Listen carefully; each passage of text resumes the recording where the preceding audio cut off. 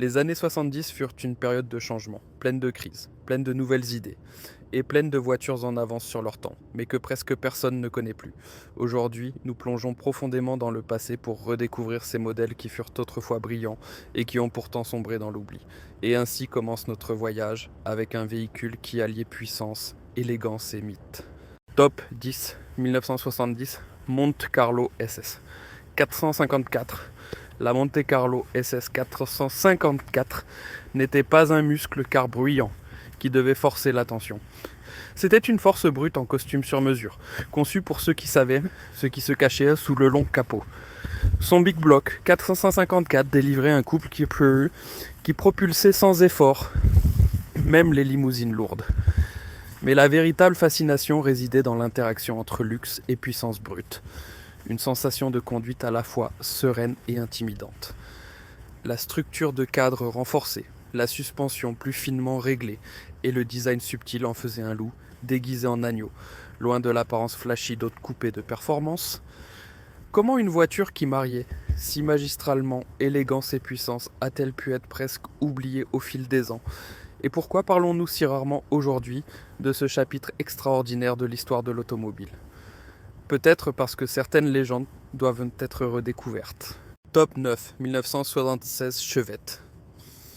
Scooter. La Chevette Scooter était l'exact opposé des véhicules surchargés de son temps. Pas de luxe, pas de fioritures, juste un minimalisme pur et honnête. Et c'est précisément là que résidait son génie. Avec son poids extrêmement faible et son petit moteur économique, elle offrait une agilité qu'on aurait à peine cru possible pour cette voiture compacte discrète. L'absence de siège arrière, de direction assistée et de détails de confort ne la rendait pas plus pauvre mais uniquement efficace. Chaque kilomètre était direct, authentique, presque instructif, comme si la voiture apprenait à son conducteur à bien conduire à nouveau. Sa construction simple signifiait aussi qu'elle tombait rarement en panne et était plus fiable au quotidien que son apparence modeste ne le laissait supposer. Comment un véhicule aussi résolument réduit à l'essentiel a-t-il pu tomber dans l'oubli ? Et aujourd'hui, à l'ère de la technologie surchargée, cette simplicité ne serait-elle pas à nouveau le souhait secret de nombreux conducteurs ? Top 8 1975 Monza 2+2 Spider. La Monza 2+2 Spider était une voiture née de la nécessité et est devenue si exceptionnelle précisément pour cette raison. Initialement développée pour un moteur Wankel, Chevrolet s'est soudainement retrouvé sans le cœur prévu. Mais au lieu d'enterrer le projet, les ingénieurs ont transformé la plateforme en un coupé étonnamment dynamique. Les lignes semblaient presque italiennes, la position assise basse, la sensation de conduite immédiate. Avec le V8 optionnel, la Monza est devenue un poids-plume avec une forte accélération, et sa répartition équilibrée du poids lui conférait une agilité que l'on attendrait à peine. Malgré son héritage difficile, la base problématique qui a dissuadé de nombreux acheteurs, la Spider offrait un mélange de style, de plaisir de conduite et de raffinement technique qui dépassait largement son époque.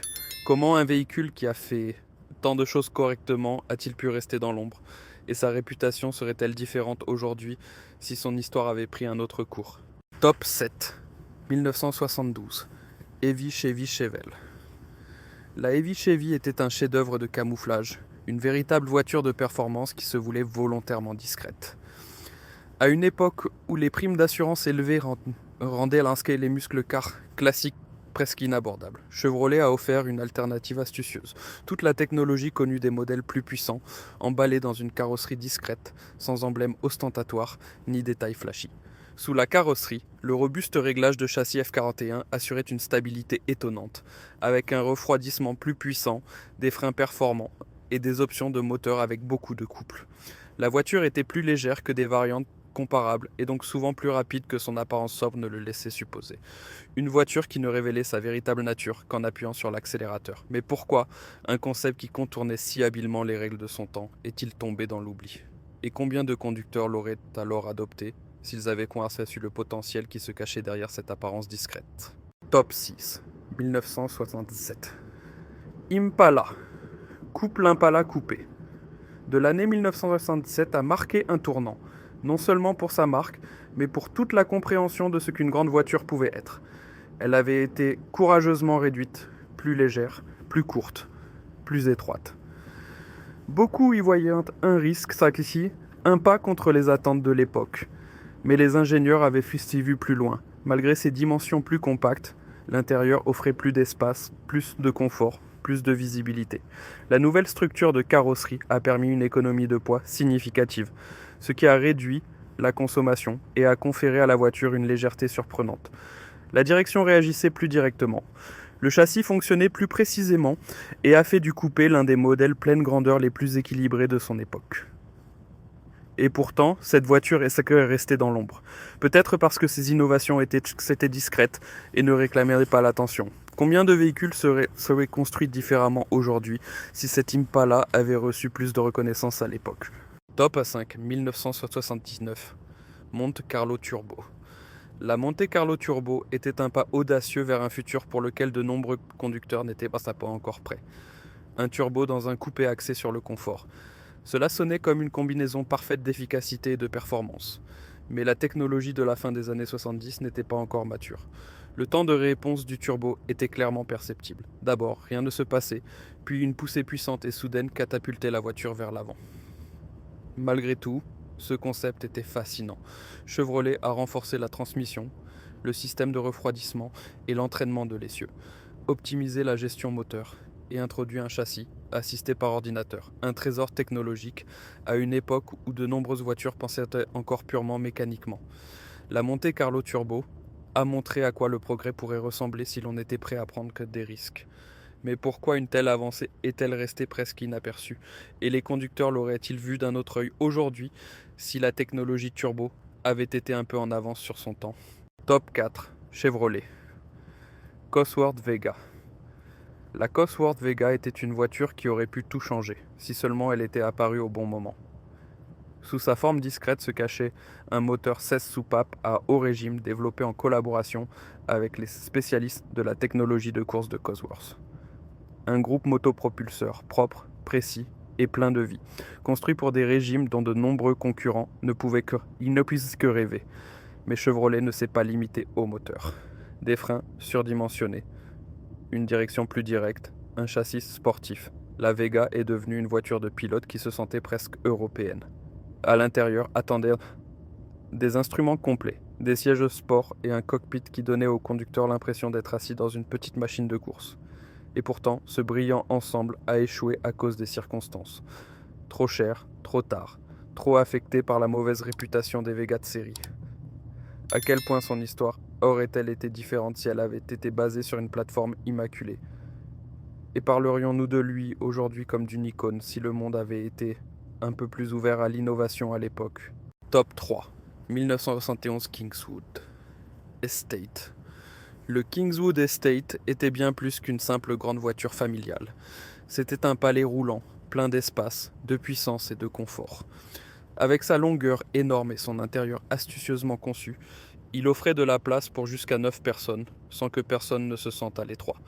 Les sièges rabattables transformaient la voiture en quelques secondes en un espace de chargement gigantesque, plus grand que de nombreux fourgons d'aujourd'hui. Sous le capot travaillaient des moteurs V8 de grande cylindrée, qui tiraient sans effort bateau, remorque ou pleine charge et offraient pourtant une douceur de fonctionnement étonnante. L'équipement allait de la climatisation aux vitres électriques, un luxe rarement trouvé dans cette catégorie de véhicules. Et pourtant, cet exceptionnel break a presque disparu sans laisser de traces de la mémoire. Peut-être parce qu'il vient d'une époque où la taille était considérée comme allant de soi. Mais comment le verrait-on aujourd'hui, dans un monde rempli de SUV qui se targuent de luxe et de polyvalence? Le Kingswood ne montrerait-il pas que certaines idées étaient déjà plus parfaites à l'époque que nous ne le pensons? Top 2, 1978, Malibu Classic Lando. Coupe la Malibu. Classic Lando Coupé était une voiture qui a réécrit les règles de son temps. Alors que beaucoup s'accrochaient encore à de grandes voitures lourdes, Chevrolet a osé le pas audacieux de la réduction de poids et a retiré plus de 360 kg par rapport à son prédécesseur. Le résultat fut un coupé plus léger, plus agile, plus efficace, qui offrait néanmoins plus d'espace intérieur. Les ingénieurs avaient repensé chaque détail. L'empattement semblait plus généreux, la position assise plus confortable et l'espace de rangement fonctionnel. Avec ses détails de luxe discrets, comme le toit landau rembourré et la sensation de conduite douce, la voiture donnait l'impression d'un coupé de tourisme élégant, sans entrer dans la catégorie de prix des vraies voitures de luxe. Mais pourquoi un tel modèle à succès est-il tombé dans l'oubli, alors qu'il était même un best-seller à l'époque, et sa réputation serait-elle différente aujourd'hui si l'importance de ce bouleversement avait été davantage reconnue? Top 1974 Chevrolet Laguna S3. La Laguna S3 était une voiture qui était bien en avance sur son temps, et c'est précisément pour cela qu'il a été mal compris par beaucoup. À une époque où les muscles cars classiques perdaient de leur puissance et où de nouvelles règles modifiaient sur le marché, Chevrolet a osé une approche inhabituelle. Un coupé sportif dont la force n'était pas la puissance brute, mais l'aérodynamisme. La face avant distinctive, inclinée vers l'avant, n'était pas seulement un élément visuel, mais aussi réellement fonctionnel. Les équipes de course ont rapidement découvert la vitesse qu'elle permettait de gagner, et la Laguna a dominé temporairement les courses, si clairement que son nez a finalement été interdit.